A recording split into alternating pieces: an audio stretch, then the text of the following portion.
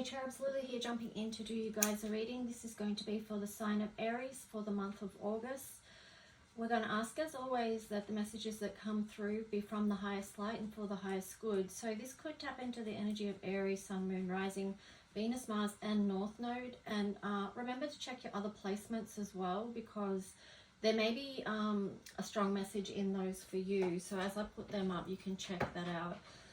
So let's just see what wants to come through for the sign of Aries. What are some of the themes that they're going to be working through for the first part of August? So first 2 weeks of August, we're looking at energies for the sign of Aries from the highest light for their highest good. What other themes? Wow. Unveiling. Ooh, clouded, radiant. And then you've got relationships there, and that is distant and connected. Wow. So I do feel like there's going to be a truth that comes through for you guys in the first half of August. There's going to be something that was perhaps hidden and in the darkness come to light. And, you know, most likely it is going to be about relationships, who you're connected to, and what you discover. I feel like, you know, it's either going to be helping you to become closer and more connected, or it's going to make the divide more wide, is the words I'm getting. I just split the deck and you've got the Creatress there. So she actually came out in today's Daily Collective, and that was much about relationships and the heart and connection. So maybe check in with that video as well, because there could be a message there for you, Aries. So this is, yeah, that's the Daily Collective, which is the 26th. You'll see the date on that video if you want to look it up. So let's just see what else you will be working with, Aries. So with the Creatress there, it's just remember, like, each day, every moment, you are co-creating. Okay, so your thoughts are important, your intentions, your actions, your words. You've got the Magic Stream and Dragon's Lair. That I feel like whatever this is that you go through or you experience, whatever it is that is unveiled, you are going to need to pour into you and understand your magic and your co-creating power, your alchemy, you know, your inner alchemy, because that's really going to serve you, and it's going to help you work through maybe challenging energies that you may be presented with. It's going to help you to release and let go and let flow happen, so that you don't get you know, bogged down in anything. So I feel like there is going to be an energy of freedom and liberation for you. But it, you know, that often to get to that place, we have to go through something quite, you know, challenging on some level. But here you've got peaks of joy and compass. So that is a big reminder to just know that, you know, lean into the peaks of joy. Know that even though we do have challenge in life and there is things that are hidden, but then they become known to us, and we have to maybe face things like the Dragon's Lair, or, you know, we may feel like that we've lost our inner spark or our inner magic at some point. But just remember, be open to the magic of life with the peaks of joy there. Keep creating through the vibration of love. That's been coming up a lot in readings, actually. The last, well, I don't know, last week or whatever. It's just like this constant thing about our love, our heart energy, and what we can create from that space, and how truly powerful it is. It's transformative energy, and it works for the higher good. So let that be your compass. This is, you are on the path right now, Aries, and you have a lot of power and potential within to stay focused and keep following your true north. I'm getting the words, don't give up your own personal power to anything, anyone, or any situation. Just remember your own sovereign strength. And yeah, keep working with the universe is what I'm getting. So let's just jump in and see what the tarot story is going to be for you. Ooh, so just take a deep breath in and out. Like, you know, our connection to our breath and breathing can help us release, let go, but also helps us remain grounded. So let's see what the tarot story is for you, Aries, first 2 weeks of August. What is the story that wants to come through for the sign of Aries?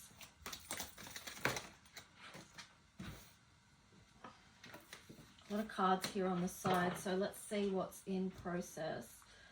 You've got the Queen of Swords, the Nine of Cups, the Five of Swords,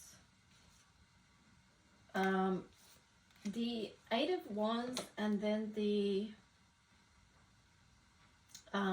Ace of Wands, and then on the bottom, Nine of Coins. So I do feel like you are like in process. You may have gone through a change, like something may have happened where you've just gone through a change, and that's why, you know, all this is on the side now, because Queen of Swords, you're really analyzing where it is that you're going right now, where it is that you're moving forward. You know you want it to be something beautiful.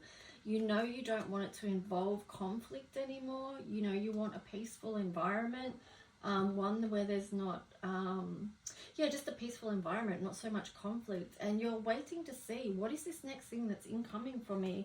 What is the next door that I'm going to walk through? Or what is the next passion that I'm going to bring to life? Or, you know, something like that. And yeah, I feel like you've got a lot of energy towards building whatever that is, with the Nine of Coins there. So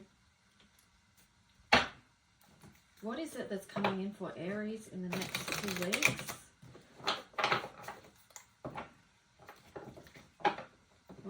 What would Aries benefit from knowing that's coming in for the next 2 weeks?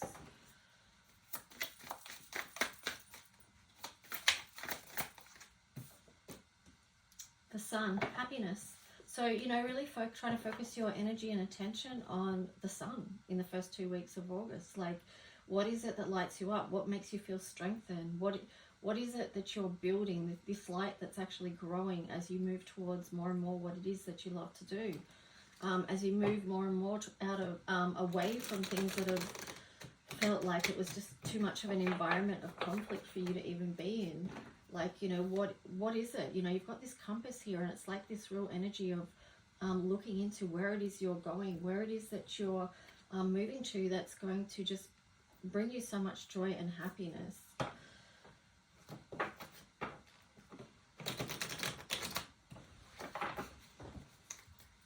What else for the sign of Aries? Page of Wands in reverse.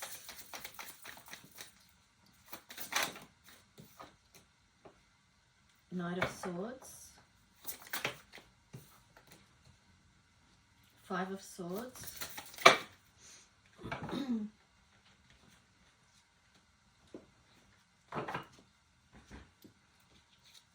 you've got the Four of Swords on the side, Six of Swords on the side, Knight of Pentacles, and Temperance. So it does feel like this is a time of realigning for you. You do need a time of rest and recovery. Actually, hang on a sec. I'm just going to let my dog outside because she's just... Come on, out. Come on.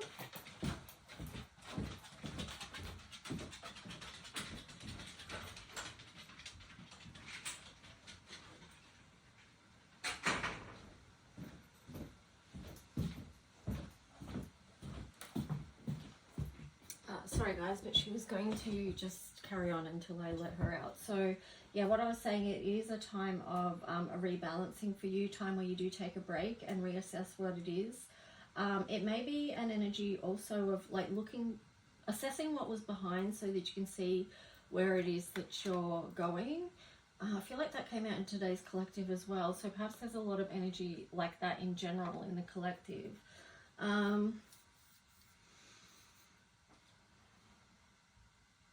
Yeah, so that's what I feel it is, that you're just taking a moment, a pause. And perhaps that is too, because you've got the Five of Swords here, like that's the second time the Five of Swords has turned up in your reading.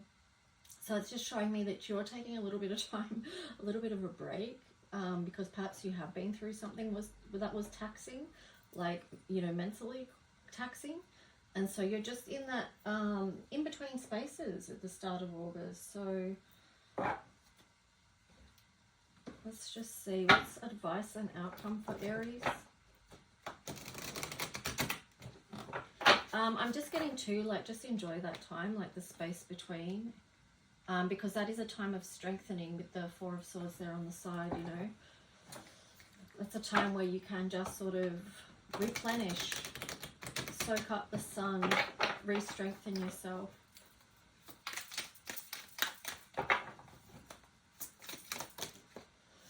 Yeah, see, because here you've got the Wheel of Fortune, so that's in reverse. So it is, and then you've got the Death card. So I do feel like there's a lot of pause energy here for you.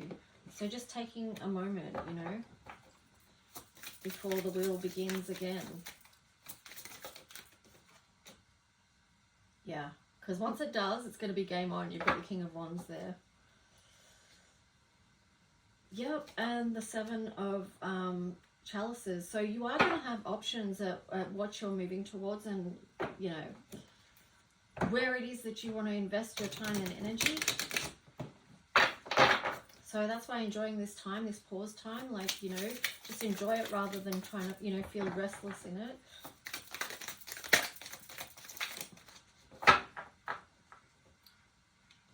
You've got the Knight of Swords there, or Knave of Swords.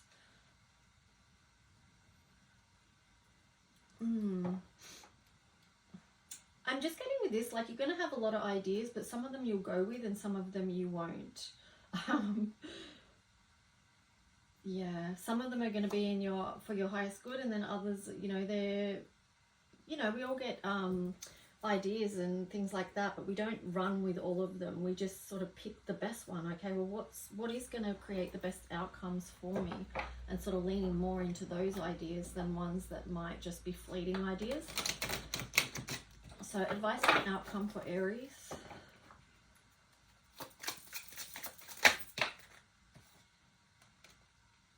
High Priestess.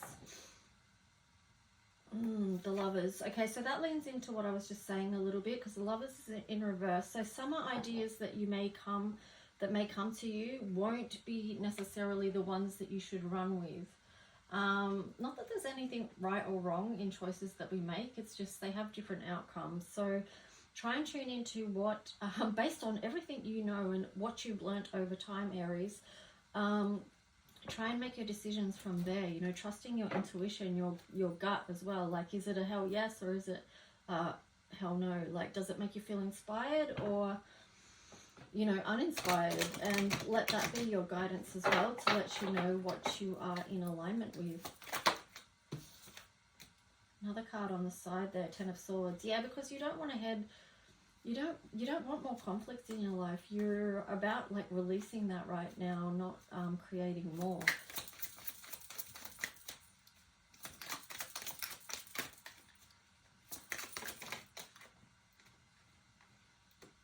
Yeah, Knight of Swords there. So it's like you're gonna have some you're gonna have some ideas that you really want to move towards, you know. But there you've got the Four of Cups. So I do feel like you are gonna be able to identify. Yes. You are going to be able to identify what the right thing is for you. You're going to notice what's being offered to you that is meant for you. And it's going to feel like a celebration, and it's going to be the new foundation that you begin on, is what I'm getting there. So let's just see. Challenge and opportunity. Okay, so the challenge and opportunity is observation and commitment. I feel like the challenge with observing is for you, Aries, because you're such a little fire starter, you know, you've got that energy within you, that it may be difficult for you or challenging for you in pause time, you know, like having just to be the observer rather than getting up and starting something new straight away. That could be a challenge for you. The opportunity is you're going to come into alignment, like right timing with the 8 there, of something that you really want to commit and invest in and grow. And this could be to do with partnerships as well, and building. So I feel like there is going to be a lot of opportunity come through for you. You've got upheaval. That's interesting. I just split the deck and there's upheaval. So it could mean big changes for you coming through. And, you know, that's true of the collective in general, that we are all going through this massive upheaval, both in our individual lives and, you know, all together. So let's just see what the Astro cards want to come through for you. Yeah, there you go. Mercury retrograde, reinvention. So, you know, it's going to be a powerful time because we are, you know, the first 2 weeks of August, that's when Mercury retrograde kicks in. So, you know, that is a time to reinvent and to assess where you've been and where you're going. Where you know, there's going to be a lot of ideas, fast-moving ideas coming in for you. And then on the bottom, 10th house, so the world. It does feel like this is going to be a lot to do with career for you. The partnership part of it could be even in career, so, or in your work. You've got the Sun, you've got 6th house, and you've got Capricorn. Yeah, so I feel like the message here is just like, I'm getting the words, there's work to be done, but first you've got to stop and have some fun, okay? That's what's coming through for you, and make this your daily practice at the moment, just to, like I said before, soak in the sun, enjoy that recovery, recruit time from whatever it is that you're moving from. Like you've been through one stage and now you're moving to another, but you've got that pause place in between. So just enjoy that, you know. There will be time where you can be the little fire starter that you are and start things up again, and then really put your commitment into that to grow whatever that is, which will still be lighting you up because it'll be in alignment with where it is, you know, with your North Node. So anyway, Aries, I hope that was helpful and supportive in some way. Please leave a message if you wish, subscribe. If you want to book a reading, you can book through lulualchemy7@gmail.com, and I'll talk to you guys soon. Bye.